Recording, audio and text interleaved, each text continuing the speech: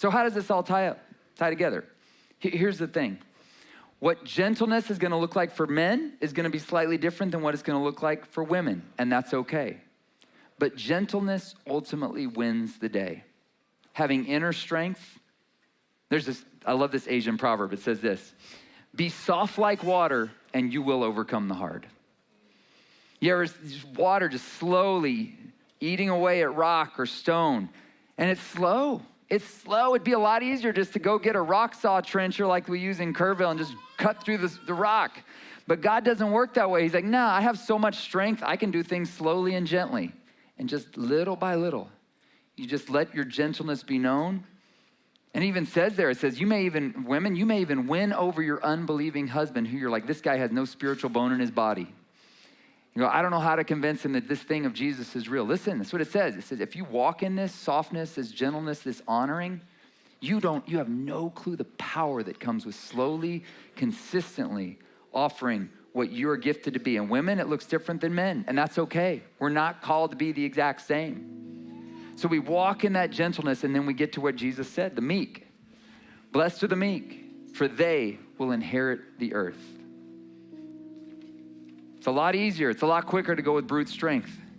But God says, I don't work that way because I have all strength. I don't have to work that way. I don't have to show you. I can come riding in on a donkey and no strength has been lost. And men, listen, you can do the same thing. If you've got true strength, you don't have to announce it. You can be gentle. You can be understanding with your wife, and you're not going to be seen as a weak person. You know, we have this thing of toxic masculinity. Everybody's like, men, toxic masculinity. Listen to me. Men are made to be strong. They're called to be strong. They're called to be warriors who defend the weak. There's nothing wrong with that, men. There's nothing wrong with wanting to be strong. Just make sure you're not using that strength for your own self. You're using it to help others. I've heard people say, if you think strong men are dangerous, wait till you see what weak men can do. Weak men are truly dangerous. Weak men who don't have any authority, so they have to project it on the world, they're dangerous people. Think about Hitler.